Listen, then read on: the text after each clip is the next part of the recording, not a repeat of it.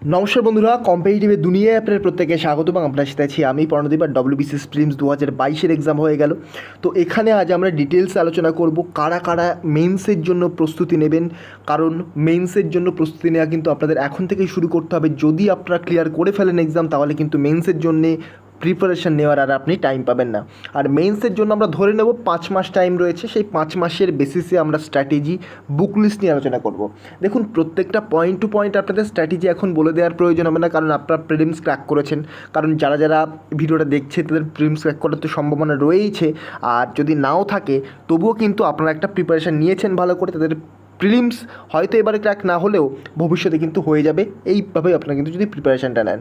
আর তার সাথে কিন্তু আমার বুক লিস্টও বলে দেবো, ভিডিওটা প্রথম থেকে শেষ পর্যন্ত দেখবেন। আর মেন্সের পার্সপেক্টিভতে হবে, মেন্স 2022-এর পার্সপেক্টিভ থেকে হবে। চলুন শুরু করা যাক। তো প্রথমে আমাদের কোশ্চেন হবে কারা প্রস্তুতি নেবেন। দেখুন, আমি বলবো যারা 90+ পাচ্ছেন, জেনারেলও যারা 90+ পাচ্ছেন তারা মেন্সের প্রস্তুতি নিন। কেন বলছি এই কথাটা? দেখুন, এবারে ভ্যাকান্সি হয়তো একটু বেশি থাকতে পারে, আর ভ্যাকান্সি যদি বেশি না থাকেও সামান্য হয়তো একটু বেশি ডাকবে। আর যদি আগের মতো ডাকা হয় তো কাটঅফ তো সেই আগের মতো চলে যাবে, 122-24 এরকম কাটঅফ যাবে। সেটা আমরা অ্যানালিসিস করবো অ্যান্সার কির বেসিসে। কিন্তু তার আগে বলে দিচ্ছি, যদি বেশি টাকা হয় তাহলে তো কাটঅফ কম যাবে। দেখুন, আমিও জানি না বেশি টাকা হবে কিনা, আর আপনিও জানেন না বেশি টাকা হবে কিনা, বা কম টাকা হবে কিনা সেটা আপনিও জানেন না, আমিও জানি না। তাহলে আপনি কমটাকেই মেনে নিয়ে চলুন, কারণ যদি কাটঅফ কম চলে যায় সেক্ষেত্রে কিন্তু আপনি ভবিষ্যতে আর প্রিপারেশন নেওয়ার টাইম পাবেন না, এখন থেকে যদি স্টার্ট না করে দেন। আর যদি আপনি এখন থেকে প্রিপারেশন স্টার্ট করে দেন আর আপনি যদি ভবিষ্যতে ক্লিয়ার করতে না পারেন, ঠিক আছে, কোনো প্রবলেম নেই, পরের বারে আপনার প্রিলিমসে কাজে লাগবে, পরের বারে আপনার মেন্সের প্রিপারেশন রেডি হয়ে থাকলো। তো যারা এসসি, ওবিসি, এসটি, জেনারেল যারাই আছেন না কেন, প্রত্যেকে যারা 90+ নাম্বার পাচ্ছেন, আমার মতে প্রিপারেশন আপনাদের শুরু করে দেওয়া উচিত। এবারে দেখুন, আপনারা যদি কোনো রকম কোর্স কিনতে চান, এগিয়ে চলো আছে, এগিয়ে চলোর জন্য নতুন করে কোর্স শুরু হয়ে যাবে। 2023-এর জন্য প্রিলিমস প্লাস মেন্সের ব্যাচ শুরু হয়ে যাবে, সেখানে আপনারা জয়েন করতে পারেন। না চাইলে কোনো প্রবলেম নেই, ফ্রি ইউটিউব চ্যানেলেও কিন্তু প্রচুর ভালো ভালো কন্টেন্ট দেওয়া হবে। আপনারা দেখবেন লাস্ট 1 মাসে যে কন্টেন্টগুলো দেওয়া হয়েছে তার থেকে অনেক কোশ্চেন কিন্তু এবারে প্রিলিমসে কমন চলে এসেছিলো। যেভাবে বলা হয়েছে সেইভাবে কিন্তু কোশ্চেন অনেক কমন চলে এসেছিলো লাস্ট 1 মাসের মধ্যে।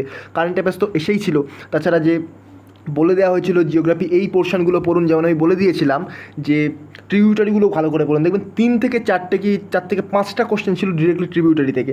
তো এরকমভাবে কিন্তু আপনাদের গাইড করা হয়েছিল, এবং ভবিষ্যতেও করা হবে। তার জন্য পেইড কোর্সের কিন্তু আবশ্যকতা নেই। যারা বুঝতে পারছেন না কীভাবে পড়বেন বা কীভাবে পড়তে হবে, কতটা পড়তে হবে বা কোন পোর্শনগুলো পড়তে হবে, তাদের জন্য পেইড কোর্স রয়েছে। তো সেটা মিড জুলাই নাগাদ শুরু হবে, মিড জুলাই বা আগস্টের ফার্স্ট উইক, আর সম্ভবত মিড জুলাইতেই শুরু হয়ে যাবে। তো তারা ওগুলো নিতে পারেন। আর চলুন এবারে আমরা চলে যাই কীভাবে আপনারা প্রিপারেশনটা নেবেন। তো দেখুন, আমাদের স্ট্র্যাটেজি বা গাইডেন্সের প্রথম কথা হলো, এখানে আপনাদের কাজ করতে হবে 5টা বছরের প্রিভিয়াস ইয়ার্স কোশ্চেনের ওপর। মেন্সের, এখানে আমি প্রিলিমসের কথা বলছি না, 5 বছরের মেন্সের প্রিভিয়াস ইয়ার্স কোশ্চেন আপনি অ্যানালিসিস করুন। এর জন্যে আপনি 10 দিন টাইম দিন। 10 দিনের হয়তো আপনার বেশি লাগবে, সেখানে আপনার 15 দিনও লাগবে, কিন্তু লাগুক। আপনি তবুও ধৈর্য ধরে 5টা বছরের প্রিভিয়াস ইয়ার্স প্রত্যেকটা কোশ্চেন ডিটেলস অ্যানালিসিস করুন। ডিটেলস অ্যানালিসিস বলতে কোশ্চেনগুলো সলভ করার চেষ্টা করুন, যেগুলো পারছেন না, কোন পোর্শন থেকে কোশ্চেনটা বেশি আসছে চেষ্টা করুন সেগুলো একটা খাতায় নোট ডাউন করার, যে এই পোর্শন থেকে কোশ্চেন বেশি আসছে, এই পোর্শনের কোশ্চেনগুলো আপনার অজানা, এই পোর্শনের যে কোশ্চেনগুলো এগুলো এই বইতে আমরা বেশি পেতে পারি, বা আমাদের কোন পোর্শনটাকে বেশি ভালোভাবে কভার করতে হবে, সেগুলো কিন্তু এই 5টা বছরের অ্যানালিসিস করলে আপনি একটা আইডিয়া করতে পারবেন। তবে এবছর ডব্লিউবিসিএস মেন্সের কোশ্চেন তুলনামূলক একটা সোজা ছিল এবং স্ট্যাটিক পোর্শন ছিল, অনলাইনার বেশি ছিল। তো সেহেতু কিন্তু এবছর একটু আপনাদের প্রবলেম হতে পারে অ্যানালিসিস করতে গিয়ে। তো তার জন্য আমি চেষ্টা করব নেক্সট উইক, আমি বলেছি ডব্লিউবিসিএস প্রিলিমসের এবারে 200টা কোশ্চেন ডিটেলস অ্যানালিসিস করবো, ভবিষ্যতে যাতে আর কোনো রকম প্রবলেম না হয় এই কোশ্চেন রিলেটেড। আর তারপরে মেন্সের যে কোশ্চেন পায় সেটা আমি অ্যানালিসিস করা শুরু করে দেবো, এই অন্তত 2021-এর যে এক্সামটা হয়ে গেল। তারপর বাকিগুলো আপনাদের অ্যানালিসিস করতে হবে, যে কোনো আপনি অনলাইন সোর্সেও পেয়ে যাবেন, পিডিএফ ডাউনলোড করতে পারেন বিভিন্ন জায়গা থেকে, বিভিন্ন ওয়েবসাইট রয়েছে, পিডিএফ ডাউনলোড করতে পারেন। তাছাড়া আপনারা যে কোনো একটা মার্কেট থেকে বই কিনে নিতে পারেন প্রিভিয়াস ইয়ার্সের সলভ পেপারের। তো এইভাবে কিন্তু আপনারা 5টা বছরের অ্যানালিসিস করবেন। প্রথম কাজ হবে আপনার 10 থেকে 15 দিন বা 20 দিন, আপনার যত টাইম লাগুক, কিন্তু ধৈর্য ধরে প্রথম থেকে ধীরে ধীরে করবেন। তো এটা আমি ধরে নিলাম 15 দিন টাইম লাগলো, বাকি আমাদের হাতে থাকলো 4.5 মান্থ বা 4.5 মাস কিন্তু আমাদের টাইম হাতে থাকলো। 4.5 মাস মানে কত? 4.5 মাস মানে 135 দিন আপনাদের হাতে থাকলো। 4×3=12, 120 আর 15 135 দিন। তো এই যে 135 দিন টাইম, এটাকে আপনাকে আবার ভেঙে নিতে হবে। মিনিমাম প্রত্যেকটা সাবজেক্টে এখানে মিনিমাম 3বার অন্তত রিভিশন তো দিতেই হবে।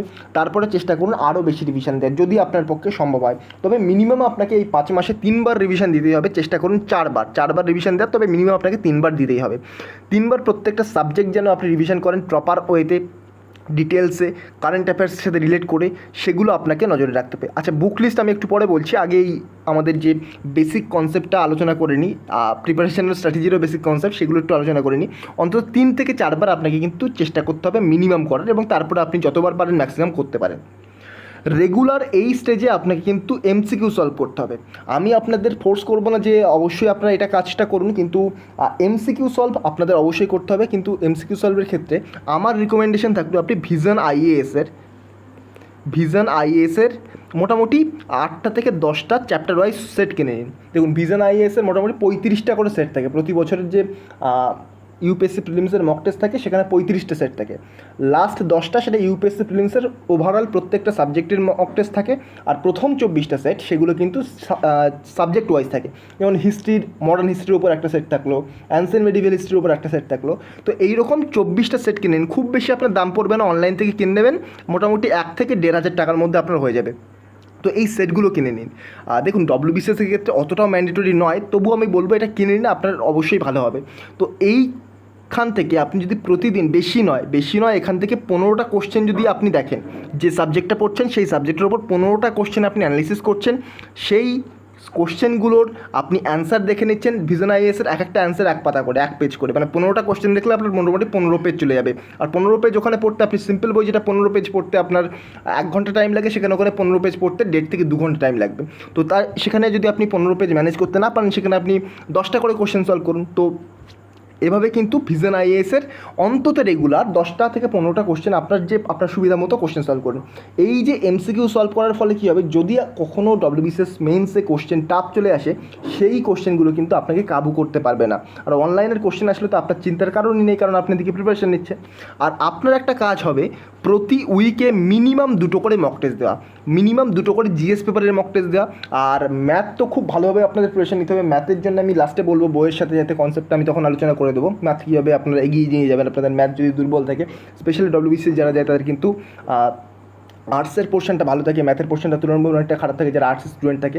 তো তাদের জন্য আমি বলবো কীভাবে আপনারা ম্যাথটাকে ডেভেলপ করতে পারেন। তবে আপাতত দেখে নিন। তো রেগুলার আপনাদের এমসিকিউ সলভ করতে হবে ভিশন আইএএস বা এরকম যে কোনো একটা বই থেকে। আমি রিকমেন্ড করবো ভিশন আইএএস থেকে। ভিশন আইএএস আমাকে কোনো রকম টাকা দেয়নি, তবু আমি এটাকে বলছি কারণ আপনাদের হেল্প হবে এটা। আর মিনিমাম 2টো করে জিএস পোর্শনের যেমন ধরুন, একদিন আপনি দিলেন হিস্ট্রি জিওগ্রাফির একটা মক দিলেন, একদিন আপনি দিলেন সায়েন্স অ্যান্ড টেকনোলজি এবং কারেন্ট অ্যাফেয়ার্স। এভাবে কিন্তু আপনাদের মক দিতে হবে। Mock very very important. Mock টেস্টের বিকল্প কিন্তু হবে না। আর মক টেস্ট যত বেশি দেবেন আপনার টাইম ম্যানেজমেন্ট হবে। তার পাশাপাশি কিন্তু মক টেস্টের সাথে সাথে আপনার টাইম ম্যানেজমেন্টের সাথে সাথে আপনি কম ভুল করবেন, আপনি কীভাবে স্ট্র্যাটেজি, সেটা আপনি স্ট্র্যাটেজি নিজেই সেট করতে পারবেন। তো এইভাবে কিন্তু আপনাদের এই কথাগুলোকে মাথায় রাখতে হবে। বা আমার বুক লিস্ট আলোচনা করবো, তার পাশাপাশি আমরা ম্যাথের স্ট্র্যাটেজিটাও বলে দেবো। প্রথমে আসি হিস্ট্রি এবং জিওগ্রাফি। জিওগ্রাফিতে কী কী বই পড়তে হবে সেগুলো একটু বলে দিই।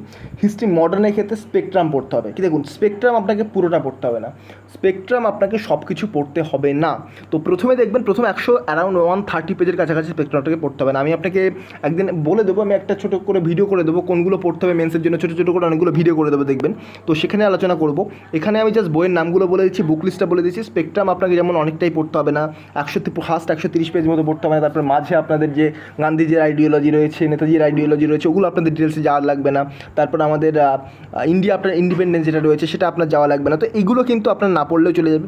তামিলনাড়ু বোর্ড, অ্যানসিয়েন্ট মেডিভেল হিস্ট্রিতে আপনাকে তামিলনাড়ু বোর্ড অথবা এনসিইআরটি যে কোনো একটা পড়তে হবে। দেখুন, দুটো পড়া বৃথা হয়ে যাবে, কারণ দুটো একই রকম কন্টেন্ট রয়েছে। তামিলনাড়ু বোর্ডটা ল্যাঙ্গুয়েজ অনেক সোজা রয়েছে, এনসিইআরটির ল্যাঙ্গুয়েজ একটু বোরিং রয়েছে। তো তামিলনাড়ু বোর্ড অথবা এনসিইআরটি যে কোনো একটা বই পড়ুন। পুনাম দালাল দহিয়াও আপনার পড়তে পারেন, আপনার যদি ক্যাপাসিটি থাকে পুনাম দালাল দহিয়া আপনি পড়ে যদি মাথায় রাখতে পারেন, সেটাতেও আপনি কিন্তু পড়তে পারেন। তার কারণ 2020 সালে অ্যানসিয়েন্ট মেডিভেল থেকে একটু টাফ কোশ্চেন করা হয়েছিল। এর আগে কিন্তু অ্যানসিয়েন্ট মেডিভেল থেকে এতটা কোশ্চেন করা হয়নি। তো তামিলনাড়ু বোর্ড বা এনসিইআরটি আপনার জন্য এনাফ হবে। যদি টাফ কোশ্চেন আসে সেক্ষেত্রে কিন্তু আপনি টাফ কোশ্চেন পুনম দালাল দইয়ে পড়েও সলভ করতে পারবেন না, কারণ অত মোটা বই এবং অতটা কন্টেন্ট আপনার মাথায় কিন্তু ধরে রাখা মুশকিল হয়ে যাবে। এবার আসি জিওগ্রাফি আপনাকে এনসিইআরটি করতে হবে। সবাই বলে 6 to 12, কোনো দরকার নেই, আপনি শুধু ক্লাস 11 এবং ক্লাস 12-এর এনসিইআরটি করবেন, তাহলেই আপনাদের কাজ হয়ে যাবে। তবে আমি বলবো ক্লাস 10-এর এনসিইআরটিও একটু ভালো করে দেখে রাখবেন। 10-এর এনসিইআরটিতে দেখবেন ওই যে শস্য যে ক্রপিং প্যাটার্ন, এটা খুব সুন্দরভাবে ক্লাস 10-এর এনসিইআরটিতে দেওয়া রয়েছে। তো ক্লাস 10, ক্লাস 11 এবং ক্লাস 12-এর এনসিইআরটি ভালো করে দেখবেন। ক্লাস 12-এর সমস্ত পোর্শনটা দেখা লাগবে না, ক্লাস 12-এর থেকে স্পেসিফিক কিছু চ্যাপ্টার আপনাদের পড়তে হবে, সেগুলো আমি আলাদা করে একটি করে ভিডিও করে দেবো, যে জিএস পেপার 1-এর জন্য কী পড়তে হবে, জিএস পেপার 2-এর জন্য কী কী পড়তে হবে পোর্শন, সেখানে আলোচনা করে দেবো। আপাতত এখানে বুক লিস্টে দেখে নিন। ওয়েস্ট বেঙ্গল জিওগ্রাফিতে রিসেন্টলি একটা বই বেরিয়েছে, ইংলিশ বই, সম্ভবত আরিয়ান পাবলিকেশনে সুন্দরভাবে দেওয়া রয়েছে ওয়েস্ট বেঙ্গল জিওগ্রাফি, ওখান থেকে আপনি কভার করতে পারেন। আর তাছাড়া তো আপনাদের যে ট্র্যাডিশনাল বই ডব্লিউবিসিএস জন্য কার্তিক চন্দ্র মণ্ডল, সেখান থেকেও আপনি ওয়েস্ট বেঙ্গল জিওগ্রাফি কভার করতে পারেন। সেন্সাস, এখানে আমি বলবো সেন্সটাকে আমি আপনাদের আলাদা করে একটু স্টার দিয়ে রাখছি। সেন্সাস এটা অ্যাকচুয়ালি জিওগ্রাফির মধ্যেই পড়ে যায়, তবুও আমি এটাকে কিন্তু আলাদা করে স্টার দিয়ে রাখছি এবং আলাদা পয়েন্ট করেছি, কারণ সেন্সাস ভেরি ইম্পর্ট্যান্ট, জিওগ্রাফির জন্য যেমন ইকোনমির জন্যও তেমন। জিওগ্রাফি প্লাস ইকোনমির জন্য এটা কিন্তু ম্যান্ডেটরি হবে, এখান থেকে প্রচুর কোশ্চেন আসবে। তাছাড়া যেমন দেখুন, আমি আরও ইম্পর্ট্যান্ট কিছু টপিক বলে দেবো, কোনগুলো পড়তে হবে যখন আলোচনা করবো তখন আমি বলে দেবো। দেখুন, জিওগ্রাফিতে সেন্সাস আপনাকে আলাদা করে পড়তে হবে, বিভিন্ন যে ট্রাইবস সেগুলো আপনাদের আলাদা করে পড়তে হবে। যেমন পলিটিতে আমি বলে দেবো যে ইম্পর্ট্যান্ট যে জাজমেন্ট, সেগুলো আপনাদের পড়তে হবে। তো সেগুলো কিন্তু আমি আলাদা করে ভিডিও করে বলে দেবো, সেই নিয়ে চিন্তা করার কারণে। আপনারা জাস্ট স্টার্ট করে দিন, বেসিক স্টার্ট করে দিন, তারপর ধীরে ধীরে এগিয়ে যান। আমি সাথে রয়েছি পাশে, আপনাদের বলে দেবো যে এইভাবে কী কী করতে হবে, কী কী পড়তে হবে আপনাদের এক্সট্রা টপিক, সেগুলো আমি বলে দেবো। পলিটিতে কিছুই নাই, শুধুমাত্র এম লক্ষ্মীকান্ত। তবু এম লক্ষ্মীকান্তের অতগুলো চ্যাপ্টার, 76টা, আর সম্ভবত নতুন এডিশনটা আমার কাছে 5th এডিশন রয়েছে, নতুন এডিশনটায় সম্ভবত 82 কি 83টা চ্যাপ্টার রয়েছে, আর 5th এডিশনে আমার কাছে তো 76টা চ্যাপ্টার রয়েছে।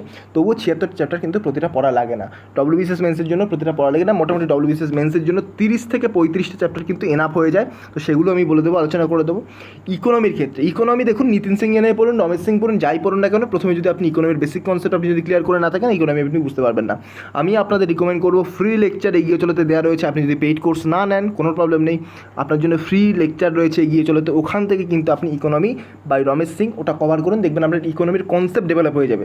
তারপর আপনি কী করবেন, নিতিন সিংহানিয়ার ইকোনমি যে বইটা, সেই বইটা কিনে নেবেন, কারণ নিতিন সিংহানিয়ার বইটা অনেকটা সহজ করে লেখা রয়েছে। রমেশ সিংয়ের বইটা কিন্তু আপনার বোরিং লাগবে এবং পড়তে ভালোই লাগবে না, আপনি যদি ইকোনমি ব্যাকগ্রাউন্ডের না হয়ে থাকেন। আর আমি এই চ্যানেলে তো রমেশ সিং থেকে কভার করেই দিচ্ছি, তাহলে আপনার রমেশ সিং আর পড়াই লাগবে না। তবে নিতিন সিং এখানে সহজ করে দেওয়ার পাশাপাশি কিছু জায়গায় আপনাদের ডেটা একটু কম পাবেন, তবুও প্রবলেম হবে না ডব্লিউবিসিএস মেন্সের পার্সপেক্টিভ থেকে। এখানে আপনাকে আলাদা করে এই বছরের রিসেন্ট ইয়ারের যে বাজেট, ইকোনমিক সার্ভে, সেগুলোকে কিন্তু কভার করতে হবে। তার পাশাপাশি আপনাকে কারেন্ট অ্যাফেয়ার্স ইকোনমির পার্সপেক্টিভ থেকে কভার করতে হবে। ইকোনমির পার্সপেক্টিভ থেকে যে কারেন্ট অ্যাফেয়ার্স, তার মানে কিন্তু এই নয় যে কোন ব্যাংকের কোনো একটা 10,000 কোটি টাকা কোন দেশকে দিয়েছে, এইগুলো কারেন্ট অ্যাফেয়ার্সের কথা বলা হচ্ছে না। ইকোনমির কারেন্ট অ্যাফেয়ার্স বলতে বলা হচ্ছে রিপো রেট রিলেটেড কী ডেভেলপমেন্ট হলো, মনিটারি পলিসি রিলেটেড কী ডেভেলপমেন্ট হলো, এই টাইপের ইকোনমি যে কারেন্ট অ্যাফেয়ার্স সেগুলোর কথা বলা হচ্ছে। তো এখানে কিন্তু ব্যাঙ্কিংয়ের ওপর শুধুমাত্র ফোকাস করলে হবে না, বিভিন্ন ব্যাংকের ওপর ফোকাস করলে হবে না, এখানে আপনাকে ইকোনমিক যে পলিসিগুলো সেগুলোর ওপর বেশি করে ফোকাস করতে, বিভিন্ন যে কার্ভগুলো কারেন্ট অ্যাফেয়ার্সের বেসে ডিরেক্টলি কোশ্চেন চলে আসে, তো তার বেসিসে কিন্তু আপনাকে কারেন্ট অ্যাফেয়ার্স রেডি করতে হবে ইকোনমি থেকে।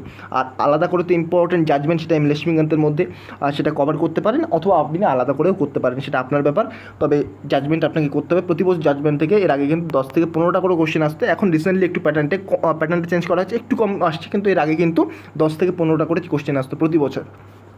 সায়েন্স অ্যান্ড টেকনোলজি এবং কারেন্ট অ্যাফেয়ার্স, দেখুন সবচেয়ে টাফ পার্ট, যেটা শুধুমাত্র আর্টসের স্টুডেন্টদের জন্য নয়, সায়েন্সের স্টুডেন্টদের জন্য। যারা সায়েন্সের স্টুডেন্ট তারাও ভাবে যে আমি অনায়াসে তুলে ফেলবো, কিন্তু প্রবলেমটা হয়ে যায় এতদিন ধরে হিস্ট্রি পলিটির সাথে থাকতে থাকতে সায়েন্সের জিনিস তারা ভুলে যায়, এবং নতুন করে এগুলোকে তুলতে কিন্তু প্রচুর টাইম লেগে যায়। তো সায়েন্স অ্যান্ড টেকনোলজি এবং কারেন্ট অ্যাফেয়ার্সের ক্ষেত্রে কী করা উচিত, দেখুন ক্লাস 9-10 আপনি একবার বেসিকটা পড়ে নিন, তবেই আপনার বেসিক কনসেপ্টটা আরেকবার তৈরি হয়ে যাবে।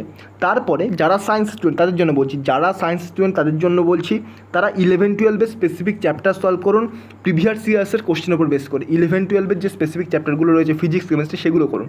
আর যারা আর্টসের স্টুডেন্ট তারা 11-12-এর যদি এর আগে তো পড়েননি, তো তা আপনারা কিন্তু বুঝতে পারবেন না। 11-12 যদি আপনি ডিরেক্ট যান, আপনি কিন্তু বুঝতে পারবেন না। তো আপনাদের জন্য, আর্টসের স্টুডেন্টের জন্য জেনারেল সায়েন্স এনসাইক্লোপিডিয়া, এটা এনসিইআরটি বেসড একটা বই, এখান থেকে কিন্তু আপনারা করতে পারেন। তবু এখানে আপনার পক্ষে একটু মুশকিল হয়ে যেতে পারে, তবু এখান থেকে কিন্তু বেশিরভাগ কনসেপ্ট আপনার ক্লিয়ার হয়ে যাবে। কারেন্ট অ্যাফেয়ার্সের কথা, কারেন্ট অ্যাফেয়ার্স দেখুন 16 থেকে 18 মাস করতে হবে, 16 থেকে 18 মাস তো মিনিমাম করতে হবে। আমি চেষ্টা করব কারেন্ট অ্যাফেয়ার্সের একটি কোর্স আনার, তো মেন্সের জন্যই একটা কোর্স আনার, তবে এখন গ্যারান্টি দিতে পারছি না। আমি আপনাদের কোর্সগুলোর কথা, কী কী কোর্স আসছে আমি জানিয়ে দেবো, মোটামুটি আপনাদের জুলাইয়ের 1-2 তারিখের মধ্যেই জানিয়ে দেবো, হয়তো এই উইকের শেষের দিকেও আমি আপনাদের জানিয়ে দিতে পারি। তো মোটামুটি একটু ওয়েট করুন, আপনারা কিন্তু জেনে যাবেন যে কোন কোন কোর্স আসছে, এবং তার বেসিসে কিন্তু আপনারা আমার ওপর একটু ডিপেন্ড করতে পারেন। এই কারেন্ট অ্যাফেয়ার্সটা আমি মোটামুটি কভার করিয়ে দেবো। আর যেহেতু প্রিলিমসে এবারে কারেন্ট অ্যাফেয়ার্সের প্যাটার্নটাকে একটু চেঞ্জ করা হয়েছে, মেন্সেও কিন্তু আমরা এটাকে এক্সপেক্ট করতে পারি, তো তার বেসিসেও কারেন্ট অ্যাফেয়ার্স আমাদের সলভ করতে হবে। নেক্সট ম্যাথ, এটা খুব ইম্পর্টেন্ট, কারণ ম্যাথ কিন্তু সায়েন্সের স্টুডেন্ট, আর্টসের স্টুডেন্ট প্রত্যেকের জন্যই ডেঞ্জারাস হয়ে দেখা দিতে পারে, কারণ ম্যাথ ক্যালকুলেটিভ আসলে সেখানে কিন্তু আপনার পক্ষে কঠিন হয়ে দাঁড়াবে। দেখুন এখানে ম্যাথ জিআই টোটাল 200টা কোশ্চেন থাকে, প্রচুর কোশ্চেন, সলভ করা কিন্তু অতটা সোজা নয় যত আপনি ভাবছেন। একজন সিজিএল ক্যান্ডিডেটের পক্ষেও কিন্তু মুশকিল হয়ে যাবে, কারণ এখানে দেখুন সিজিএলে দেখুন 2 ঘন্টায় আপনাদের 100টা ম্যাথ, যদিও সিজিএলের ম্যাথের লেভেলটা অনেকটা বেশি থাকে, তবুও এখানে দেখুন 200টা কোশ্চেন এখানে আপনাকে 3 ঘন্টায় সলভ করতে হবে। তো এটা কিন্তু একটু মুশকিল হয়ে যায়, কারণ 200টা কোশ্চেন ম্যাথ জিআইয়ের কোশ্চেন যখন সলভ করবেন তখন কিন্তু ব্রেন এমনিতেই হ্যাং করে যাবে। দেখুন এখানে ম্যাথকে ডেভেলপ করার কী কী উপায়, ফার্স্ট কাজ আপনার হবে কি, ফার্স্ট কাজ হবে আপনি প্রিভিয়াস ইয়ার্সের একটি মক দেবেন। আমি স্ট্র্যাটেজি বলে দিচ্ছি, এখানে একটু নজর রাখবেন না, আমি যেটা বলছি সে তার দিকে মন দিন। 1 নম্বর কাজ হবে আপনি প্রিভিয়াস ইয়ার্সের রিসেন্ট ইয়ারে যে ম্যাথ কোশ্চেন হয়েছে মেন্সে, সেই ম্যাথ কোশ্চেনটার মক দিন, 3 ঘন্টা ধরে মক দিন। আপনি যাই পান না কেন সেটাকে নোট ডাউন করুন, হয়তো আপনি 70 পাচ্ছেন, আপনি 80 পাচ্ছেন, আপনি 100 পাচ্ছেন, আপনি 150 পাচ্ছেন, নাম্বারটার দিকে নজর দিন। এবারে দেখুন ওই পোর্শান থেকে চেষ্টা করুন খুঁজে বার করার যে কোন জায়গায় আপনার প্রবলেম রয়েছে, সেই পোর্শনগুলোকে আপনি আগে ভালো করে কভার করুন, সেই পোর্শনগুলোকে আপনি আগে চ্যাপ্টার ওয়াইজ অ্যানালিসিস করে আগে আপনি সেটাকে কভার করুন। যখন সেগুলো হয়ে যাবে তারপরে আবার সেগুলোকে আবার রিভিশন দিন, আবার রিভিশন দেবেন, তারপরে সেটাকে করবেন কি, বাকি যে পোর্শনগুলো আপনার দেখা হয়নি সেইগুলো চ্যাপ্টার ওয়াইজ সলভ করুন। তবুও এইগুলো করার সাথে সাথে কিন্তু আপনাকে মক টেস্ট দিতে হবে, আপনাকে প্রচুর মক টেস্ট দিতে হবে। 200টা করে কোশ্চেন যদি আপনি সলভ করতে চান এবং সেখানে যদি আপনি ভালোভাবে ম্যাথে ভালো নাম্বার পেতে চান, আপনাকে প্রচুর মক টেস্ট দিতে হবে। এই 5 মাসে মিনিমাম আপনাকে 50টা মক টেস্ট দিতে হবে, ম্যাথের 50টা মক টেস্ট দিতে হবে মিনিমাম। আমি মিনিমাম কথা বলছি, ভালো নাম্বার পেতে চাইলে মিনিমাম আপনাকে 50টা মক টেস্ট দিতে হবে। আর তার জন্য যদি আপনার চ্যাপ্টার ওয়াইজ প্রবলেম একটু হয় তবুও আপনার কিন্তু কিছু করার নেই, সেক্ষেত্রে আপনাকে ম্যানেজ করতেই হবে টাইম। আপনি ম্যাথে ভালো নাম্বার পেতে গেলে আপনাকে মিনিমাম 50টা মক টেস্ট দিতে হবে। অনেকে বলে 10টা মক টেস্ট দিয়ে পেয়েছি, 15টা দিয়ে পেয়েছি ভালো নাম্বার, সেটা এক্সেপশনাল হয়, কিন্তু আপনাকে ম্যাথে ভালো নাম্বার পেতে গেলে মিনিমাম 50টা মক টেস্ট দিতেই হবে। আর প্রিভিয়াস ইয়ার্সের কোশ্চেন তার পাশাপাশি আপনাকে সলভ করতে হবে, মক টেস্ট দিতে হবে। আপনি আরেকটা প্রসেস অবলম্বন করতে পারেন, দেখুন আপনি শুধুমাত্র মক টেস্ট বেসডও ম্যাথে স্টাডি করতে পারেন। কীরকমভাবে, আপনি লাস্ট 10 বছরের আর কয়েকটা ম্যাথের বই কিনে নেবেন, ম্যাথের বই বলতে মক টেস্টের বই কিনে নেবেন WBCS-এর অথবা সিজিএল মেন্সের, যদি আপনার কাছে কোনো রকম মক টেস্টের সেট থাকে তাহলে আপনি কী করবেন, রেগুলার একটা করে মক দেবেন, রেগুলার একটা করে WBCS মেন্সের একটা করে মক দেবেন। এবার দেখুন মক দিলে আপনি হয়তো দেখছেন 150 পেলেন, 140 পেলেন, যে পোর্শনগুলো আপনার হচ্ছে না, যে পোর্শনগুলো আপনার আটকে যাচ্ছে, যেগুলো হচ্ছে সেগুলো তো ভালো, সেগুলো আপনার কনসেপ্ট ক্লিয়ার বলেই হচ্ছে, যে পোর্শনগুলো আপনার হচ্ছে না সেই কোশ্চেনটার ওপর, সেই পোর্শনটার ওপর, যে কোনো একটি পোর্শনের ওপর আপনি 15 থেকে 20টা কোশ্চেন সলভ করে নিলেন। আমি আবার রিপিট করছি, ধরুন আপনি 200টা কোশ্চেনের একটা মক দিলেন, মক দেওয়ার পর দেখা গেল আপনার ধরুন 5টা পোর্শন অসুবিধা, কী কী, এক হচ্ছে জিওমেট্রিতে প্রবলেম, ট্রিগোনোমেট্রিতে প্রবলেম, তারপরে 2Dতে প্রবলেম, 3Dতে প্রবলেম, আর আপনার প্রবলেম রয়েছে কোথায়, নাম্বার সিস্টেমে। তো আপনি কি করবেন, প্রথম দিন আপনি কী করুন, জিওমেট্রির ওপর যে কনসেপ্টটায় প্রবলেম সেইটার ওপরে বা জিওমেট্রির ওপরে আপনি মোটামুটি 15, 20, 25টা মতো যতটা পারবেন কোশ্চেন সলভ করে নিন, দেখবেন জিওমেট্রি পরের দিন আর আপনার প্রবলেম হবে না। এভাবে পরের দিন আবার দেখলেন জিওমেট্রি তো আপনার প্রবলেম মিটে গেছে, এবার 2D, 3D আর নাম্বার সিস্টেম এগুলোতে প্রবলেম আপনার যাচ্ছে না। নেক্সট দিন মকের পাশাপাশি আপনি কোশ্চেন রেগুলার 200টা করে সলভ করছেন, দেখুন 200টা করে যখনই আপনি কোশ্চেন সলভ করছেন রেগুলার আপনার নতুন নতুন কোশ্চেন আসছে, নতুন নতুন কনসেপ্ট আসছে, এবং তার মাধ্যমে কিন্তু আপনার ম্যাথ ডেভেলপ হচ্ছে। তো এই 3D, 2D এইভাবে কিন্তু এক এক করে আপনি প্রত্যেকটা 20টা 25টা করে কোশ্চেন সলভ করতে থাকুন। মক টেস্টের পাশাপাশি দেখবেন আপনার ম্যাথ কিন্তু 1 মাস বা 2 মাস পরে গিয়ে খুব ভালো জায়গায় চলে যাবে। এভাবে আপনারা কিন্তু ম্যাথটাকে আরও ডেভেলপ করতে পারেন, ম্যাথ জিআইকে। আর আপনাদের যদি কোনো কনসেপ্ট না জানা থাকে সেই কনসেপ্টগুলো কিন্তু অবশ্যই আগে শিখে নিন, কোনো রকম প্রবলেম হবে না। বিভিন্ন ইউটিউব চ্যানেল রয়েছে, ফ্রি চ্যানেল রয়েছে, সেখান থেকে আপনি ম্যাথ করে নিতে পারেন। জাস্ট যে পোর্শনটায় প্রবলেম রয়েছে আপনি একটা কাজ করবেন, যে পোর্শনে প্রবলেম হবে সেই পোর্শন ধরে ইউটিউবে সার্চ করবেন, কোনো না কোনো চ্যানেলে ভালো আপনি পেয়ে যাবেন। ছোটো ছোটো ভিডিও দেখে নেবেন, কনসেপ্ট ক্লিয়ার করছি যেখানে। আর শর্টকাট নিয়মের পিছনে ছুটবেন না ম্যাথে। শর্টকাট নিয়ম বলতে আপনি গুণ শিখে নিন, 3 অঙ্কের ডিজিটের সাথে কীভাবে 3 ডিজিটের একটা সংখ্যা গুণ করা যায়। তবে এটা শিখবেন না যে দুটো ডেটা দেওয়া রয়েছে তার বেশি যে শর্টকাট নিয়ম 1 লাইনে হয়ে যাচ্ছে, এটা শিখবেন। এটা কিন্তু পরীক্ষার হলে অনেক আপনাকে প্রবলেমে ফেলবে এবং টাইমও কিন্তু আপনাকে বেশি নিয়ে নিতে পারে যদি একটু কোশ্চেন ঘুরিয়ে দেওয়া হয়। তো ম্যাথ কিন্তু আপনি এভাবে ডেভেলপ করতে পারেন, এভাবে কিন্তু আপনারা আপনাদের যে স্টাডি সেটাকে এগিয়ে নিয়ে যেতে পারেন। আর ডেসক্রিপটিভ ডেসক্রিপটিভে কি মিনিমাম প্রিভিয়াস ইয়ার্সের 10টা সেট কিন্তু আপনাকে প্র্যাকটিস করতে হবে। প্রিভিয়াস ইয়ার্সের 10টা সেট আপনাকে নিজেরাই প্র্যাকটিস করতে হবে। খাতা দেখানোর যদি কোনো রকম লোক আপনি না পান, কোনো প্রবলেম নেই, নিজেই নিজের খাতা পড়ুন, দেখবেন যখন বারবার পড়বেন আপনি নিজেই বুঝতে পারবেন যে আপনি কোথায় ভুল করছেন, কোন জায়গাগুলোতে প্রবলেম হতে পারে আপনি নিজেই বুঝতে পারবেন আপনার কোথায় কোথায় প্রবলেম হচ্ছে। মিনিমাম 10টা ইয়ার চেষ্টা করুন। আর কারেন্ট যে ইভেন্টগুলো হচ্ছে সেগুলোর উপর একটু নজর রাখুন। আর যখনই আপনি ডেসক্রিপটিভ লিখবেন তখনই কারেন্ট অ্যাফেয়ার্সকে রিলেট করে লেখার চেষ্টা করবেন, দেখবেন আপনার যে ডেসক্রিপটিভের লেখাটা অনেকটা বেশি ডেভেলপ হয়ে যাবে। তো এগুলো একটু মাথায় রাখবেন। তো এই ছিল আজকের ভিডিও। যদি ভিডিওটা ভালো লেগে থাকে, আর আমি বললাম যে প্রত্যেকটা এরকম পোর্শন অনুযায়ী, প্রত্যেকটা এরকম পেপার অনুযায়ী আমি আলাদা আলাদা করে আলোচনা করে দেবো কোথা থেকে কী কী পড়তে হবে, তাহলে চ্যানেলটিকে সাবস্ক্রাইব করুন, পাশে থাকা বেল আইকনটিকেও প্রেস করতে ভুলবেন না। আজকের মতো গুড বাই, পরবর্তী ভিডিওতে আপনার সাথে আবার দেখা হবে। Thank you.